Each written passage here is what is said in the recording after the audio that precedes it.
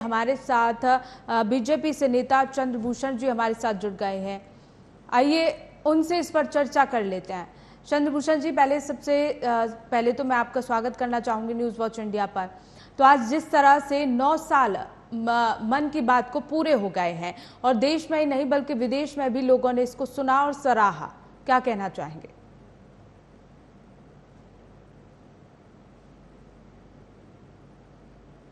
जी, आवाज आ रही है आपको मेरी?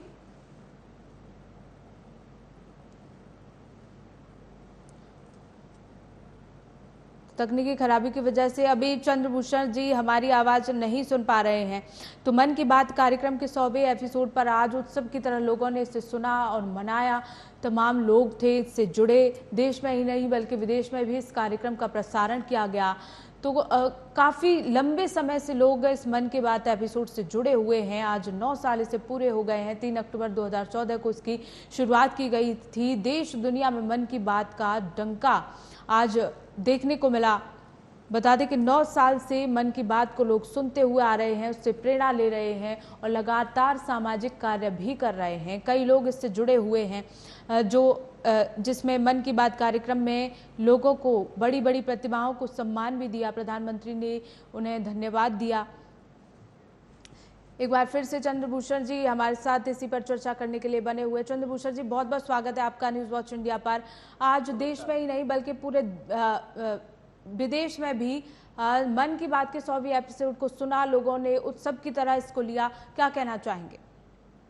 देखिए, माननीय प्रधानमंत्री जी ने जिस प्रकार अपनी 100वीं मन की बात का कार्यक्रम प्रस्तुत किया, तो भारतीय जनता पार्टी और देश के सभी नागरिकों के मन में बहुत हर्ष है। और हर्ष का विषय इसलिए है कि जिन लोगों ने भी इस कार्यक्रम से अपने आप को जुड़ाव देखा और प्रधानमंत्री ने जिस तरह से देश की जनता को, 130 करोड़ देशवासियों को इस कार्यक्रम के माध्यम से अपने आप से जोड़ा, उनकी सुनी, अपनी कही और लोगों के सुझाव, प्रधानमंत्री जी ने जिस प्रकार लोगों से सुझाव लिए, देश की जनता से सुझाव लिए और फिर एक बड़े मंच पर उन्होंने जिस प्रकार पूरे देश को बोला, ये एक अद्भुत ऐतिहासिक पल था आज का। और इस ऐतिहासिक पल के देश ही नहीं विदेश के कई देशों में इसको भी सुना गया। और आज ये अब तक के इतिहास का, स्वतंत्रता के बाद के इतिहास का सबसे बड़ा कार्यक्रम जिसने प्रधानमंत्री जी और देश की जनता को एक करने का एक बहुत बड़ा मौका दिया। और प्रधानमंत्री जी ने इस कार्यक्रम में देश की जनता के ही विषय, उनसे कैसे जुड़ा जाए, उनके कामों को किस तरह से आगे लाया जाए, किस तरह से टैलेंट को ढूंढा जाए, हर प्रकार हर क्षेत्र के लोगों से कनेक्ट होने का और उनके सकारात्मक पहलू को आगे ले जाकर प्रधानमंत्री जी ने बहुत बड़ा काम किया है। जी बिल्कुल। चलिए, कांग्रेस प्रवक्ता आदित्य त्रिपाठी भी हमारे साथ इस मुद्दे पर चर्चा करने के लिए जुड़े हुए हैं। आदित्य जी, बहुत बहुत स्वागत है आपका। जिस तरह से आज मन की बात का 100वां एपिसोड हर जगह प्रसारित किया गया, देश ही नहीं बल्कि विदेश में भी, तो काफी लोगों को इससे प्रेरणा भी मिलती है, क्या कहना चाहेंगे इस बारे में? देखिए पूनम जी, एक और ये PR इवेंट हमारे आदरणीय प्रधानमंत्री जी द्वारा किया गया, जिसमें जनता की गाड़ी कमाई, मिडिल क्लास की गाड़ी कमाई को एक PR इवेंट में कन्वर्ट करके और करोड़ों रुपया पानी की तरह बहा दिया गया। जिस तरह से यह कार्यकाल चल रहा है, जिस उद्देश्य को लेके मोदी जी आए थे कि महंगाई कम कर देंगे, भ्रष्टाचार खत्म कर देंगे और रोजगार दे देंगे, ये सब तमाम मुद्दे आज वो हर मुद्दों पर विफल है। ना भ्रष्टाचार कम कर पाए, ना महंगाई कम कर पाए, ना वो रोजगार के पैमाने पर कहीं खड़े उतरे। आज जो हमारे देश का युवा है वो रोजगार के लिए दर दर भटक रहा है, उसको लाठियां खानी पड़ती हैं। जो हमारे महिलाएं हैं उनका उत्पीड़न आप देख लेंगे, आंकड़ा उत्पीड़न बढ़ता जा रहा है। इन्हीं के नेता कई सारे। लेकिन आदित्य जी, ये जो कार्यक्रम है वो थोड़ा राजनीति से हटकर है, इसमें किसी तरह की राजनीति नहीं है, किसी तरह का भ्रष्टाचार नहीं है, वो लोगों से जुड़ने का एक कार्यक्रम है। देखिए, लोगों से जुड़ने का अगर प्रधानमंत्री को इतना ही शौक है तो मन की बात उनको नहीं करनी चाहिए, उनको जन की बात करनी चाहिए। और जिस दिन वो जन की बात करना शुरू करेंगे, लोग खुद ब खुद प्रधानमंत्री जी से जुड़ना शुरू कर देंगे। जिस तरह से राहुल जी ने जनता से जुड़ने के लिए कन्याकुमारी से लेकर कश्मीर तक की यात्रा निकाली थी, तो जनता से जुड़ना है तो जनता के बीच जाना पड़ेगा और जनता के बीच उनकी समस्याओं को सुनना पड़ेगा, उनकी समस्याओं को सुनना पड़ेगा, ना कि अपनी बात को जनता पर थोपना पड़ेगा। और क्या कहना चाहेंगे चंद्रभूषण जी, क्योंकि मन की बात थोपी जा रही है लोगों पर? नहीं, देखिए, मन की बात जो प्रधानमंत्री जी बोलते हैं वो जनता की ही बात होती है। आदित्य जी को ये समझ में आना चाहिए कि वो क्या कह रहे हैं।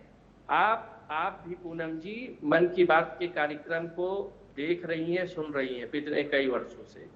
क्या प्रधानमंत्री जी अपने परिवार के बारे में या भाजपा परिवार के बारे में बात करते हैं? क्या बताइए आप? ऐसा तो नहीं।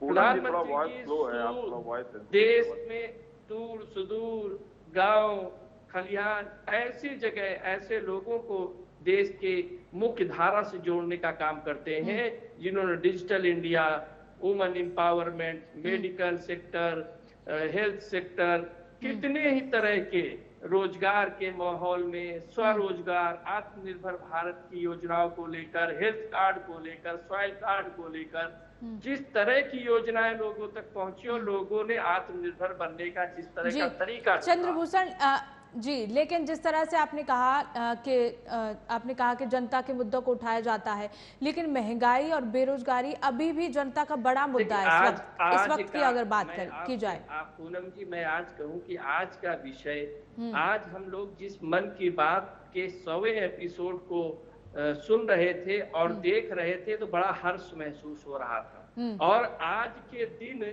सभी लोगों को प्रधानमंत्री जी को बधाई देनी चाहिए, क्योंकि प्रधानमंत्री जी कोई कलाकार नहीं है, कोई फिल्म इंडस्ट्री के कलाकार नहीं है या कोई टीवी एंकर नहीं है जिनके 100 एपिसोड पूरे हो रहे थे। प्रधानमंत्री जी देश के प्रधानमंत्री हैं और मन की बात में जिस प्रकार से उन्होंने लोगों के विचारों को, लोगों के टैलेंट को, लोगों के आत्मनिर्भर भारत के विचार को लेकर उनके बारे में प्रधानमंत्री जी ने बात की। प्रधानमंत्री जी ने कभी अपने बारे में बात नहीं की। ठीक है, लोगों कैसे जनता को स्वरोजगार से जोड़ा जाए, कौन सा आपकी क्या टैलेंट है, कौन चित्रकार है, कौन किस तरह का काम कर रहा है, आदिवासी हो, सुदूर क्षेत्र से हो, SC ST से हो, OBC से हो, ठीक है, उन्होंने हर आदमी, डिजिटल इंडिया का हर तरह का उन्होंने उस मंच का प्रयोग अपने लिए गांधी परिवार की तरह नहीं किया है। ठीक है, कि अपने परिवार को लेकर बात की जाए। प्रधानमंत्री जी ने उस मंच का प्रयोग भाजपा परिवार के लिए भी नहीं किया है। जी चलिए, ठीक है आदित्य जी, जिस तरह से आज प्रधानमंत्री के मोदी का 100वां एपिसोड था, जो मन की बात थी, उसको लोगों ने सुना, सराहा, लोग उससे जुड़े और देश नहीं बल्कि दुनिया ने इस मन की बात को सुना।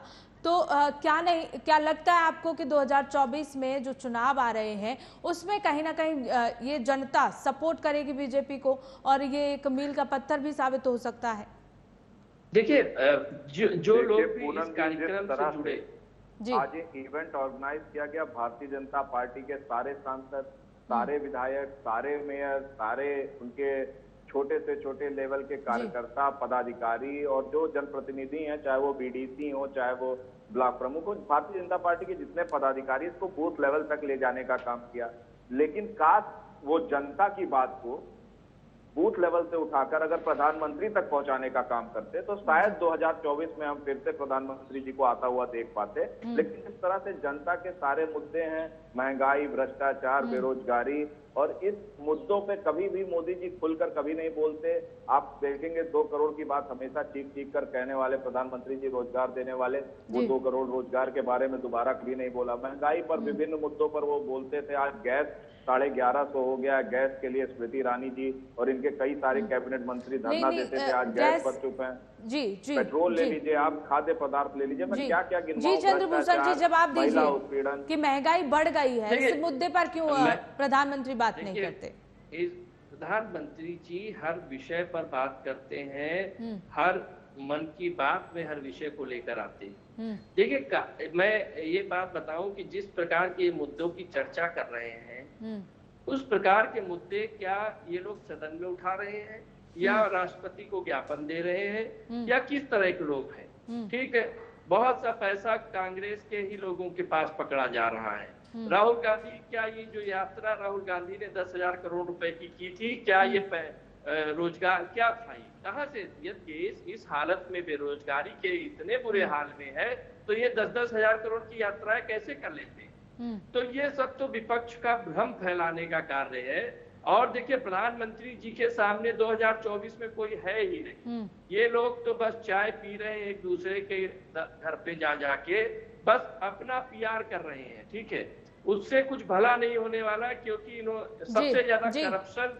जी चलिए, ठीक है जी, ठीक है। आदित्य जी, जिस तरह से चंद्रभूषण ने कहा कि 2024 में मोदी जी के सामने कोई नहीं है, ये लोग सिर्फ एक दूसरे के घर जाकर चाय पी रहे हैं, क्या कहना चाहेंगे? देखिए, 2024 का शुरुआत आपको कर्नाटक चुनाव से दिखाई देगी।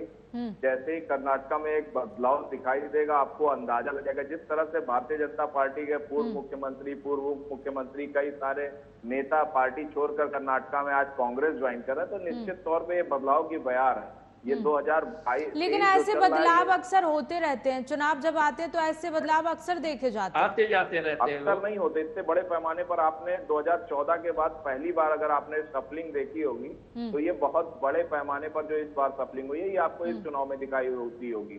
बाकी तो इतने बड़े पैमाने पर बदलाव कभी नहीं। बिल्कुल आदित्य जी, लेकिन फिर आपको क्या लगता है कि मोदी वर्सेस कौन होगा, कौन बड़ा चेहरा होगा जो मोदी को टक्कर देगा 2024 में? देखिए पूनम जी, इस पे कोई कहने में ना मुझे गुरेज है, ना ही जनता को इसको सुनने में गुरेज है कि मोदी जी से अगर लड़ सकता है तो आदरणीय राहुल गांधी जी हैं, कांग्रेस पार्टी है। निश्चित तौर पे कांग्रेस पार्टी जिस किसी को आगे करके चुनाव लड़ेगी, मोदी जी की लड़ाई केवल और केवल लेकिन सवाल यहाँ ये खड़ा हो जाता है। बिल्कुल आदित्य जी, जिस तरह से आपने कहा कि आपको बिल्कुल भी उसमें शंका नहीं है कि राहुल गांधी हैं, मोदी वर्सेस राहुल गांधी हैं, लेकिन अगर पूरा विपक्ष एकजुट होता है तो क्या विपक्ष राहुल गांधी का साथ देगा, राहुल गांधी के साथ खड़ा होगा?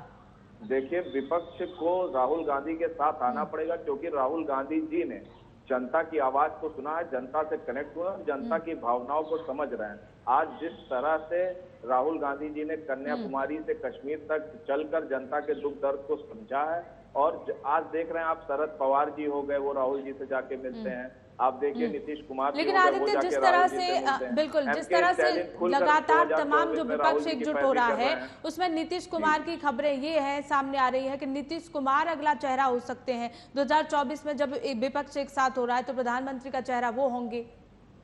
देखिए, प्रधानमंत्री का चेहरा कोई हो, पर कांग्रेस सरकार बनाने जा रही है 2024 में, और कांग्रेस इस बदलाव में अहम भूमिका निभाने जा रही है। और राहुल तो जब कांग्रेस जीतने जा रही है, कांग्रेस बदलाव ला रही है, तो चेहरा कोई भी कैसे हो सकता है आदित्य? देखिए, चेहरा ये जो मोदी जी के खिलाफ लड़ाई है, विचारों की वैचारिक लड़ाई है, और इस वैचारिक लड़ाई में चेहरा कोई भी हो सकता है। लेकिन जिस तरह से कांग्रेस का नेतृत्व मल्लिकार्जुन खड़गे जी कर रहे हैं और राहुल गांधी जी कर रहे हैं, उस हिसाब से निश्चित तौर पे अगर कोई भी बड़ा चेहरा है तो राहुल गांधी जी है। इसमें कोई इस बट नहीं है, और राहुल गांधी जी के अभी आप कह रहे थे कि चेहरा कोई भी हो, अभी आप कह रहे हैं कि राहुल गांधी जी ही चेहरा है। देखिए पूनम जी, जिस प्रकार से ये दिग्भ्रमित है, उसी प्रकार से कांग्रेस पार्टी पूर्ण रूप से दिग्भ्रमित है, ठीक है। इनको यही नहीं पता है कि हमारा चेहरा कौन होगा, और उसके बाद इनको लगता है सब हमारे चेहरे। देखिए, जितने भी ये घोलमेल बनाए जा रहे हैं, गठबंधन बनाए जा रहे हैं, ये सब करप्शन के बहुत बड़े माफिया है। आप जिस प्रकार प्रधानमंत्री जी ने इनकी कमर तोड़ी है, ठीक है, जिस प्रकार प्रधानमंत्री जी ने इनके भ्रष्टाचार की कमर तोड़ी है, ये लोग एक दूसरे से मिलना शुरू कर दिए हैं। और राहुल गांधी तो कहीं है ही नहीं, आपको बताएं। और जिस प्रकार कांग्रेस कहती है कि राहुल गांधी चेहरा है, नीतीश कुमार चेहरा है, आने वाले दिनों में देखिएगा कि ये सब एक ही जहाज में बैठकर पानी में डूब जाएंगे। ये 24 के चुनाव में कहीं टिकने वाले नहीं है। मैं आपको बता दूं, आने वाले देखिए, अरविंद केजरीवाल वो तो करप्शन के महा ठग आदमी है। उन्होंने इतना बड़ा करप्शन किया कि 3-3, 4-4 मंत्री उनके अंदर है। उसके बाद अपना शीश महल में रह रहे हैं, जिसका तो आप समझ ही रही होंगे आजकल क्या चल रहा है। 45 करोड़ रुपए रेनोवेशन उनके लग गए। इसी प्रकार राहुल गांधी है, तो इन लोगों के ये जी चलिए ठीक है, लेकिन जिस तरह से आज मन की बात का 100वां एपिसोड पूरा हुआ, उससे क्या लगता है कि जनता बहुत ज्यादा से ज्यादा प्रधानमंत्री मोदी से जुड़ रही है? क्योंकि पहले जमाने में जब टीवी नहीं हुआ करती थी, हमारे पास फोन नहीं हुआ करते थे, आजकल हर किसी के पास फोन है, तो जब लोग रेडियो सुनने के लिए इकट्ठा होते थे और उसमें तमाम लोग एक दूसरे से जुड़े रहते थे, तो क्या उसी तरह से ये जो है वो पुराने उसको ध्यान में रखते हुए मन की बात कार्यक्रम रखा गया और इससे लोगों को कहीं ना कहीं जोड़ा जा रहा है? जिस तरह से गली गली में एक एक लोग को जोड़ा जाता है, अनाउंसमेंट करी जाती है, तो ऐसी चीजों से लोग जुड़ते हैं। देखिए ये एक वैचारिक बातचीत है जिसमें प्रधानमंत्री जी सभी की बात को रखते हैं। देखिए मन की बात एक यूनिक, ये देश भर में विश्व भर में सराहा गया कार्यक्रम है जिसमें प्रधानमंत्री जी देश के ऐसे लोगों को उसमें बातचीत करते हैं, उनसे बातचीत करते हैं जिन्होंने देश में एक सकारात्मक विचार पैदा किया है, जिन्होंने देश में एक नई क्रांति लाए हैं, ऐसे लोग होते हैं ये मन की बात में शामिल किए जाते हैं। ठीक है, अब इनको लगता है कांग्रेस को कि राहुल गांधी को भी शामिल कर लिया जाए, तो राहुल गांधी तो कोई विषय तो है नहीं, उन्होंने देश में यात्रा करने के बाद भी उनके पास 100 आदमी नहीं जुड़ पा रहे हैं, उनको और यात्रा करने के बाद भी सब कुछ छोड़ना पड़ रहा है। तो देखिए जब प्रधानमंत्री जी गरीब आदमी की बात करते हैं, आत्मनिर्भर आदमी की बात करते हैं, ऐसे लोगों की बात करते हैं, उन्होंने जंगलों में भी बहुत सारा अच्छा काम किया, हर जगह देखिए सकारात्मक बात करके जिन्होंने देश के को कुछ संदेश दिया है कि हम कुछ करेंगे, कुछ अपने आत्मनिर्भर होकर कर सकते हैं। जिस तरह से आपने कहा कि राहुल गांधी जी 100 लोगों को भी नहीं जोड़ पाए हैं, आदित्य जी चंद्रभूषण जिस तरह से कह रहे हैं कि राहुल गांधी या कांग्रेस या कोई भी पार्टी हो, लोगों को जोड़ना नहीं आता उनको, जो एक कला होती है। चंद्रभूषण जी को ये नहीं पता कि 100 से ज्यादा इनके नेता तो कर्नाटका में ही कांग्रेस के साथ जुड़ चुके हैं, लेकिन खैर छोड़ दीजिए ये बात, भारतीय जनता पार्टी ना समझ पाएगी ना समझा पाएगी, लेकिन हमारा नारा जिस तरह से इन्होंने कहा था मन की बात, हम कहते हैं कि बहुत हो गई मन की बात, अब होगी जन की बात कांग्रेस के साथ, और उसी के आधार पर हमने, आपने देखा हिमाचल प्रदेश में जनता ने हमको चुना और जनता से जो जो वादे हमने किए थे उस पर हम खड़ा उतरते हुए, चाहे वो पुरानी पेंशन बहाली का मामला हो, चाहे युवाओं के लिए जो कहा वो किया, और जो भी वादे हमने वहां किए थे वो पूरे किए। इसी तरह हम कर्नाटका में भी करने जा रहे हैं, जीतने जा रहे हैं, और इसी तरह से आने वाले सारे विधानसभा चुनाव में भी कांग्रेस की जीत होगी, और जो 2024 का लोकसभा चुनाव है उसमें भी बड़े बदलाव आपको दिखाई देंगे और कांग्रेस निश्चित तौर पे सबसे बड़ी पार्टी बनकर उभरेगी। लेकिन अभी कांग्रेस के साथ साथ और भी कई पार्टियां हैं।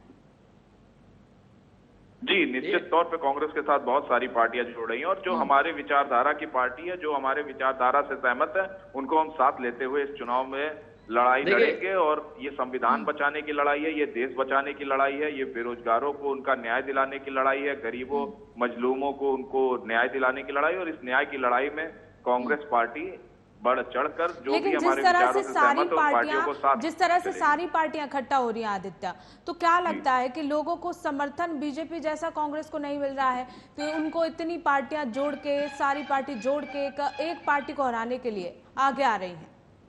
देखिए, जब 2014 का चुनाव था, भारतीय जनता पार्टी भी 13 पार्टी के साथ जुड़कर चुनाव लड़ी थी, चाहे वो अपना दल हो, चाहे वो नीतीश जी की पार्टी रही हो, ऐसे करके तमाम छोटे बड़े पार्टियों को जोड़कर भारतीय जनता पार्टी ने सरकार बनाई थी। तो ये जो समीकरण होते हैं ये बदलते रहते हैं, और ये चुनाव जो है, जो भी हमारा जो ये विचारों की लड़ाई है, मैं बार बार विचारों को इसलिए कहता हूँ कि विचार महत्वपूर्ण है और विचारधारा की ही लड़ाई है। ये देश को बचाने की लड़ाई है, संविधान को बचाने की लड़ाई है, ये महिला सुरक्षा की लड़ाई है। जिस तरह से लगातार बीजेपी आज SC ST OBC पर हमला कर रही है, उनको बचाने की लड़ाई है, और युवाओं को उनका न्याय दिलाने की लड़ाई है, और इस लड़ाई में जो भी हमारे साथ छोटी बड़ी पार्टियां साथ देंगी उनके साथ जुड़कर हम हमारे पास समय की कमी है, इसलिए चंद्रभूषण जी फाइनल कमेंट आप इस पर एक कर दीजिए कि ये वैचारिक संवैधानिक लड़ाई है, चाहे वो कितनी भी पार्टियां मिलकर लड़े। हाँ ना, ये लड़ाई है जितने भी बेईमान, भ्रष्टाचार, ठीक है, घोटालेबाज, ये सब एक हो रहे हैं। यही अरविंद केजरीवाल लालू यादव को सबसे बड़ा भ्रष्टाचार बोलते थे, यही अरविंद केजरीवाल को, इसको कांग्रेस को भ्रष्टाचारी बोलते थे, और यही नीतीश को बोलते थे, लालू के लड़के को बोलते थे। अब यही सब एक पक्ष पर बैठ रहे हैं। आप राजनीति देखिए, कि देश के सब भ्रष्टाचारी एक जगह आकर अपने को बचाना चाह रहे हैं। क्यों बचाना लेकिन चाह रहे हैं? आदित्य जी जिस तरह से कहा कि समीकरण समय के साथ बदलते रहते हैं, कोई समीकरण, जनता सब समीकरण को जानती है। माननीय प्रधानमंत्री जी जनता से 1 to 1 बात करते हैं और इस देश की जनता अब जागरूक हो गई है और वो देख रही है कि जिस प्रकार से ये लोग भ्रष्टाचारी लोग, लुटेरे लोग एक हो रहे हैं, ये प्रधानमंत्री जी के आगे कहीं टिक नहीं पाएंगे। आने वाले दिनों में ये अपनी अपनी प्रदेश की सीटें नहीं बचा पाएंगे, मैं आपको बता रहा हूँ। और 2024 में प्रधानमंत्री जी दोबारा देश के प्रधानमंत्री ज्यादा सीटों से बहुमत से बनेंगे, ये मैं आज आपके चैनल पर कह रहा हूँ। और मन की बात का कार्यक्रम विश्व का ऐतिहासिक कार्यक्रम है, इस तरह का प्रोग्राम जी। चलिए देखने वाली बात होगी 2024 में कि कौन होगा प्रधानमंत्री का बड़ा चेहरा। बहुत बहुत शुक्रिया आप दोनों का हमारे साथ जुड़ने के लिए। तो आज मन की बात के 100 एपिसोड पूरे हो गए हैं। देश में नहीं बल्कि विदेश में भी इसका प्रसारण किया, लोग इससे जुड़े। तो फिलहाल बुलेटिन में बस इतना ही। देखते रहिए न्यूज़ वॉच इंडिया।